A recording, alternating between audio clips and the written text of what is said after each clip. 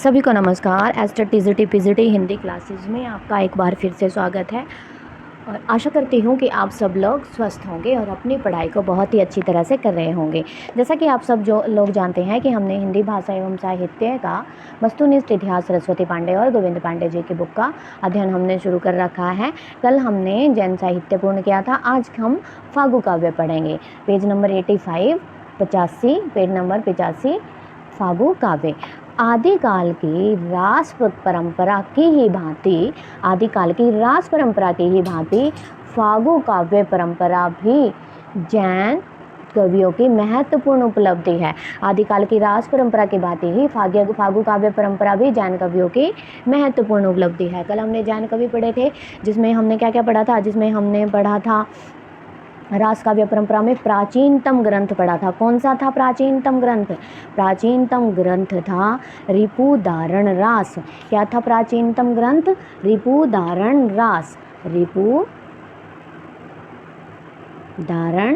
रास था प्राचीनतम ग्रंथ, जिसको डॉक्टर दशरथ ओझा ने जिसका समय 905 ईस्वी बताया था। क्या बताया था? 905 ईस्वी बताया था। उसी की भांति ही आदिकाल की रास परंपरा की ही भांति फागु काव्य परंपरा भी जैन कवियों की महत्वपूर्ण उपलब्धि है। फागु शब्द की व्युत्पत्ति संस्कृत के फल्गु यानी कि वसंत, प्राकृत के फागु और हिंदी भाषा के फाग से मानी गई है। फागु जो शब्द है उसकी उत्पत्ति कहाँ से मानी गई है? फल्गु, जो जिसका मीनिंग क्या होता है? वसंत। और प्राकृत के फागु, प्राकृत में क्या कहते हैं? संस्कृत में कहते हैं फल्गु, प्राकृत में कहते हैं फागु और हिंदी में कहते हैं फाग। क्या कहते हैं? फाग। हमारे हरियाणा में तो होली के अवसर पर फाग को बहुत ही धूमधाम से मनाया जाता है, तो ऐसा ही कुछ यह शब्द लग रहा है। फागु काव्य परंपरा का सर्वाधिक प्राचीन ग्रंथ जीन चंद सूरी द्वारा रचित जीन चंद सूरी फागु है। फागु काव्य परंपरा का सर्वाधिक प्राचीन ग्रंथ जीन चंद सूरी द्वारा रचित क्या है? जीन चंद सूरी फागु है। कल यहाँ पर जीन चंद है और कल जैन साहित्य में हमने किसकी बात की थी? जीन दत्त सूरी की। किसकी बात की थी? जीन दत्त सूरी की। जिनके द्वारा रचित जो था सर्वप्रथम रास ग्रंथ क्या था? उपदेश रसायन रास था। क्या था? उपदेश रसायन रास। जीन दत्त सूरी जी की था। कल ही तो पढ़ा था हमने। कौन सी भाषा का था? अपभ्रंश भाषा का सर्वप्रथम रास ग्रंथ था। अपभ्रंश भाषा का सर्वप्रथम रास ग्रंथ था। यहाँ पर फागु काव्य परंपरा का सर्वाधिक प्राचीन ग्रंथ है जीन चंद सूरी फागु। और किसके द्वारा रचित है? जीन चंद सूरी द्वारा। और वहाँ पर जो जैन साहित्य था उसमें क्या था? उसमें जीन दत्त सूरी द्वारा रचित था। सर्वप्रथम रास ग्रंथ था उपदेश रसायन रास। उपदेश रसायन रास। फागु काव्य का अर्थ है वसंत ऋतु का काव्य। क्या अर्थ है फागु काव्य का? फागु काव्य का अर्थ है वसंत ऋतु का काव्य। जीन चंद सूरी में 25 छंद हैं। कितने छंद हैं जीन चंद सूरी में?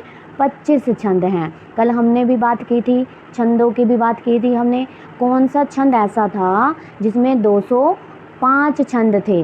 कौन सा ग्रंथ था ऐसा? इसको प्लीज़ कमेंट करके बताइएगा कि कौन सा छंद था, कौन सा ग्रंथ था जिसमें छंद थे कितने? 205 छंद थे। कितने छंद थे? 205 छंद थे। और वह किसके द्वारा रचित था? कल ही मैंने पढ़ाया है जैन साहित्य में कि एक ग्रंथ ऐसा भी था जिसमें 205 छंद थे और वह एक सुंदर खंड काव्य है। इतना हिंट बहुत है। आगे चलते हैं। श्री स्थूली भद्र फागु श्री स्थूली भद्र फागु काव्य परंपरा का सर्वाधिक सुंदर काव्य है। देखो अब जीन चंद सूरी में 25 छंद हैं। फिर इसके आगे ये बोलते हैं कि श्री स्थूली भद्र फागु काव्य परंपरा का सर्वाधिक सुंदर काव्य है। श्री नेमिनाथ फागु की रचना राजशेखर सूरी ने की। किसने की? श्री नेमिनाथ फागु की रचना राजशेखर सूरी ने किया। नेमिनाथ फागु की रचना 1350 ईस्वी में हुई, जिसमें नेमिनाथ एवं राजुल के विवाह की घटना का चित्रण है। किसका है? जो श्री नेमिनाथ फागु की रचना का जो समय है उसका क्या समय है? 1350 ईस्वी है, जिसमें नेमिनाथ एवं राजुल के विवाह की घटना है। उसके आगे देख लेते हैं। पूरा काव्य सिर्फ 27 छंदों में निबद्ध है। कितने छंदों में निबद्ध है? 27 छंदों में निबद्ध है।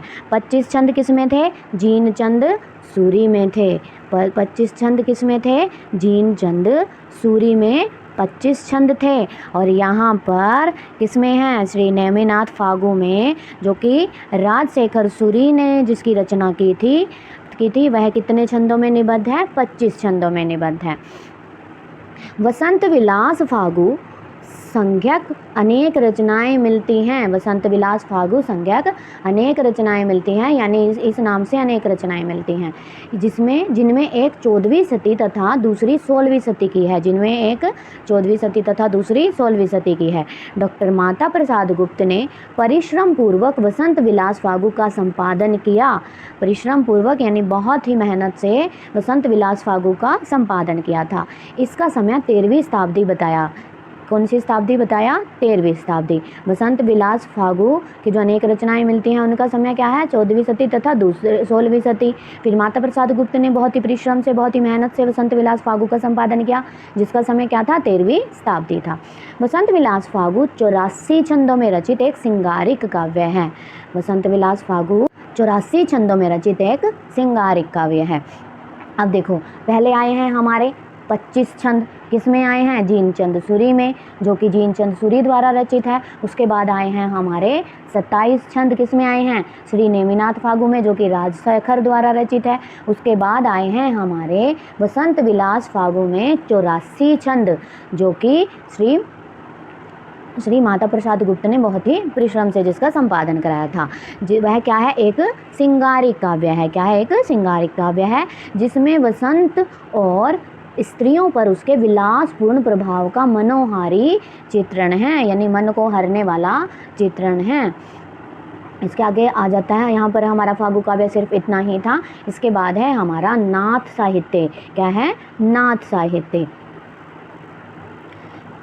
गोरखनाथ का नाथ पंथ बौद्धों की वज्रयान शाखा से निकला हुआ माना जाता है, यानी बौद्धों की जो वज्रयान शाखा थी इससे निकला हुआ माना जाता है। गोरखनाथ ने पतंजलि के उच्च लक्ष्य ईश्वर प्राप्ति को लेकर हठ योग का प्रवर्तन किया था। गोरखनाथ ने पतंजलि के उच्च लक्ष्य ईश्वर प्राप्ति को लेकर किसका प्रवर्तन किया था? हठ योग का प्रवर्तन किया था। सिद्धों की वाम मार्गी भोग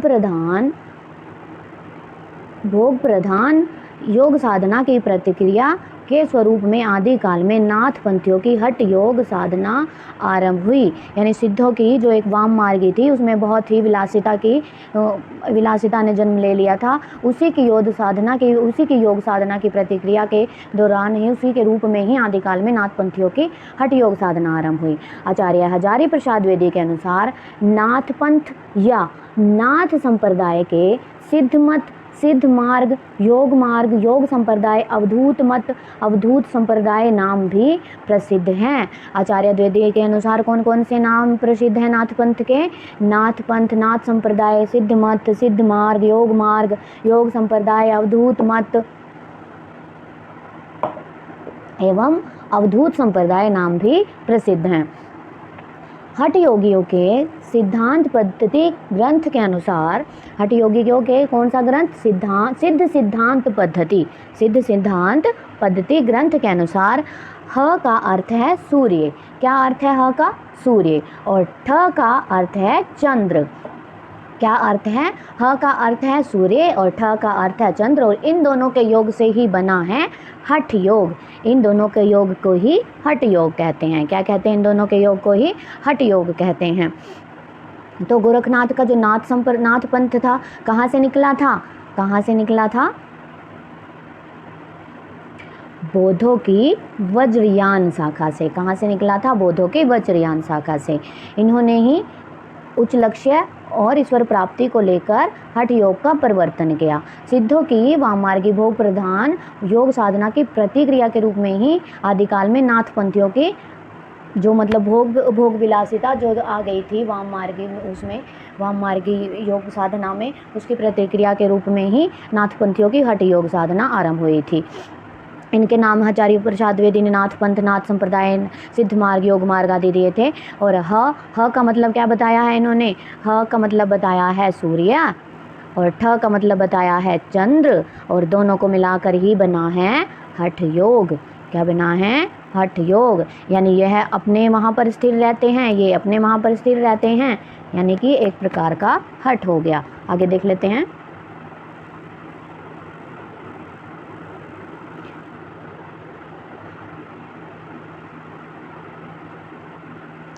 गोरखनाथ को नाथ साहित्य, हिंदी साहित्य में 6 चक्रों वाला योग मार्ग गोरखनाथ ने चलाया। हिंदी साहित्य में 6 चक्रों यानी 6 चक्रों वाला योग मार्ग किसने चलाया? गोरखनाथ ने चलाया। गोरखनाथ को नाथ साहित्य का आरंभकर्ता माना जाता है। किसको माना जाता है नाथ पंथ का, नाथ साहित्य का आरंभकर्ता? गोरखनाथ को। गोरखनाथ के गुरु का नाम मत्स्येंद्र नाथ था। मत्स्येंद्र नाथ था। मत्स्येंद्र नाथ को मीननाथ और मच्छंदर नाथ भी कहा गया है। क्या क्या कहा गया है? मत्स्येंद्र नाथ को मीननाथ और मच्छंदर नाथ भी कहा गया है। मत्स्येंद्र नाथ चौथे बोधिसत्व और अवलोकितेश्वर के नाम से भी प्रसिद्ध हुए। मत्स्येंद्र नाथ चौथे बोधिसत्व और अवलोकितेश्वर के नाम से भी प्रसिद्ध हुए। कौन? मत्स्येंद्र नाथ। मिश्र बंधुओं ने गोरखनाथ को ही हिंदी का प्रथम गद्य लेखक माना है। मिश्र बंधुओं ने गोरखनाथ को ही हिंदी का प्रथम गद्य लेखक माना है। राहुल सांकृत्यायन ने गोरखनाथ का समय 845 ईस्वी माना है। राहुल सांकृत्यायन ने गोरखनाथ का समय क्या माना है? 845 ईस्वी माना है। डॉक्टर हजारी प्रसाद द्विवेदी ने उन्हें नवी सती का माना है। आचार्य रामचंद्र शुक्ल और डॉक्टर राम कुमार वर्मा उन्हें 13वीं सती का मानते हैं। डॉक्टर पीताम्बर दत्त बड़तवाल उन्हें 11वीं सदी का मानते हैं। तो राहुल सांकृत्यायन ने इन्हें कौन सी ईस्वी का माना है? 845 ईस्वी का। हजारी प्रसाद द्विवेदी ने 9वीं सदी का। रामचंद्र शुक्ल और डॉक्टर राम कुमार वर्मा ये 13वीं सदी का बताते हैं, और डॉक्टर पीताम्बर दत्त बड़तवाल उन्हें 11वीं सदी का मानते हैं। आचार्य हजारी प्रसाद द्विवेदी ने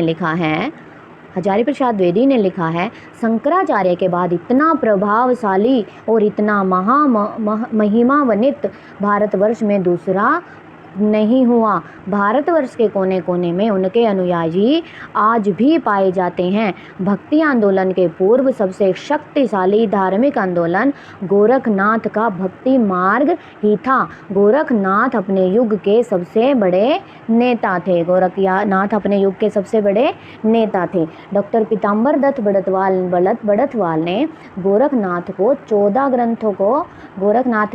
ग्रंथों को प्रमाणित मानकर उनका संपादन गोरखवाणी में किया है। यह वेरी इंपॉर्टेंट है। यहाँ से प्रश्न पूछा जा सकता है कि डॉक्टर पीताम्बर दत्त बड़तवाल ने गोरखनाथ के कितने ग्रंथों को प्रमाणित मानकर गोरखवाणी का संपादन किया है? तो क्या आएगा? हमारा आंसर हो जाएगा 14 ग्रंथों को प्रमाणित मानकर। कितने ग्रंथों को? 14 ग्रंथों को। क्या क्या पढ़ा हमने पीछे? हमने पढ़ा गोरखनाथ के गुरु का नाम क्या था? मत्स्येंद्र नाथ था। क्या था? मत्स्येंद्र नाथ, जिनका नाम मीननाथ और मच्छंदर नाथ भी था। फिर राहुल सांकृत्यायन ने इनका समय क्या माना था? 845 ईस्वी माना था। हजारी प्रसाद द्विवेदी ने 9वीं सदी माना था, और आचार्य रामचंद्र शुक्ल और डॉक्टर राम कुमार वर्मा ने 13वीं सदी माना था। 13वीं सदी। और डॉक्टर पीताम्बर दत्त बड़तवाल ने उन्हें 11वीं सदी का माना था। क्या माना था? 11वीं सदी का माना था। और एक बात और हमने पढ़ी है यहाँ पर कि डॉक्टर पीताम्बर दत्त बड़तवाल ने कितने ग्रंथों का संपादन उनका गोरखवाणी में किया था? 14 ग्रंथों का। कितने ग्रंथों का? 14 ग्रंथों का। उसके आगे पढ़ लेते हैं। गोरखवाणी में संकलित गोरखनाथ के प्रमाणिक ग्रंथ हैं। कितने ग्रंथ दिए थे डॉक्टर पीताम्बर दत्त बड़तवाल ने? 14, जिनके नाम हैं शब्द, नंबर 1 पर शब्द, पद, शिष्या दर्शन, प्राण संकली, नर्वे बोध, आत्मबोध, अभय मात्रा योग, 15 तिथि, सप्तवार, मच्छिंदर, गोरखबोध, रोमावली, ज्ञान तिलक, ज्ञान 34 और पंचमात्रा।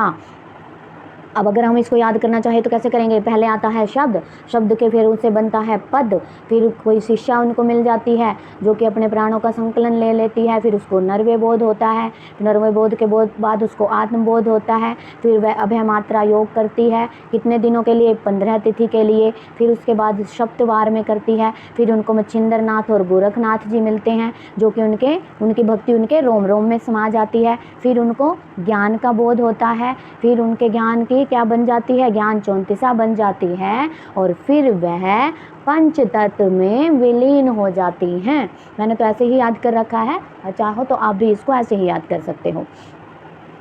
गोरखनाथ के संस्कृत भाषा में लिखे निम्नलिखित ग्रंथ बताए जाते हैं। संस्कृत भाषा में लिखे कितने ग्रंथ बताए जाते हैं?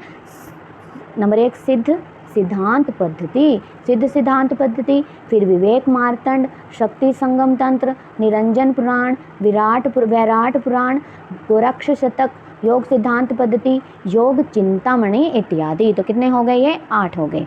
उसके आगे पढ़ लेते हैं। 10वीं शताब्दी के प्रसिद्ध कश्मीरी आचार्य अभिनव गुप्त ने अपने तंत्रालोक में मच्छंद विभु या मत्स्येंद्र नाथ की वंदना की। 10वीं सदी के प्रसिद्ध कश्मीरी आचार्य कौन थे? अभिनव गुप्त ने अपने तंत्रालोक में मच्छंद विभु या मत्स्येंद्र नाथ की वंदना की है। नाथों की संख्या कितनी मानी गई है? 9 मानी गई है। कितनी मानी गई है? और सिद्धों की संख्या 84 मानी गई है। कितनी मानी गई है? 84। गोरक्ष सिद्धांत संग्रह में 9 प्रवर्तकों के निम्नलिखित नाम गिनाए जाते हैं। जो नाथ थे वो संख्या में कितने थे? 9 थे। कितने थे? 9 थे। और इनके जो नाम हैं वह इस प्रकार हैं। नंबर 1 नागार्जुन, फिर जड़ भरत, हरिश्चंद्र, सत्यनाथ, भीमनाथ, गोरक्षनाथ, चरपटनाथ, जलंधर और मल्यार्जुन। जलंधर और मल्यार्जुन ये किनके नाम हैं? जो 9 नाथ हैं उनके नाम हैं। डॉक्टर रामकुमार वर्मा ने नवनाथों का निम्नलिखित नाम बताया है। डॉक्टर रामकुमार वर्मा ने जो 9 नाथ थे उनके कितने नाम बताए हैं? जो कौन कौन से नाम बताए हैं?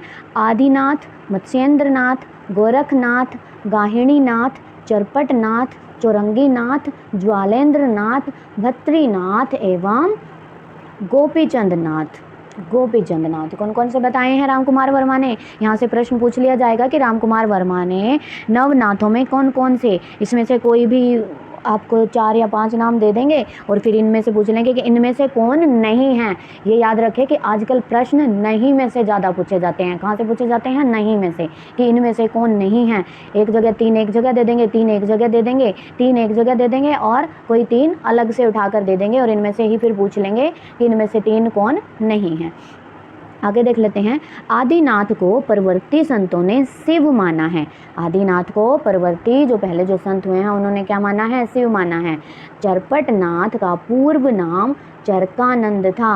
क्या था? चरपटनाथ का पूर्व नाम यानी पहले का जो नाम क्या था? चरकानंद था।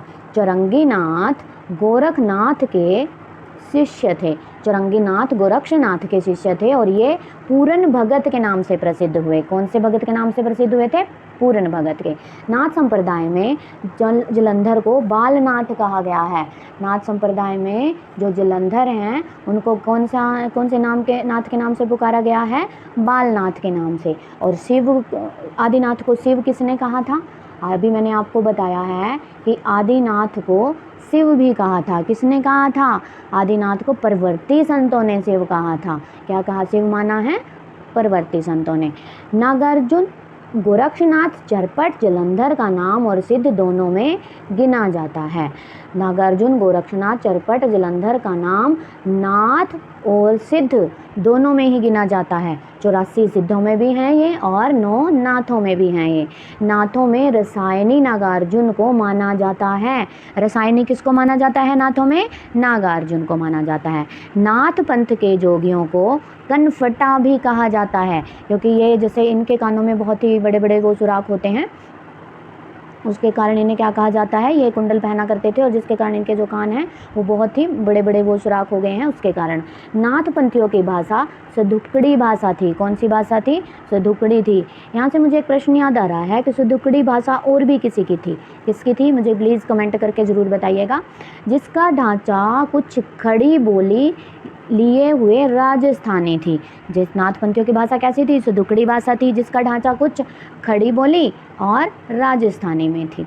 गोरखनाथ ने अपनी रचनाओं में गुरु महिमा, इंद्रिय निग्रह, प्राण साधना, वैराग्य, मन साधना, कुंडलिनी जागरण, शून्य समाधि आदि का वर्णन किया है। गोरखनाथ ने अपनी रचनाओं में किस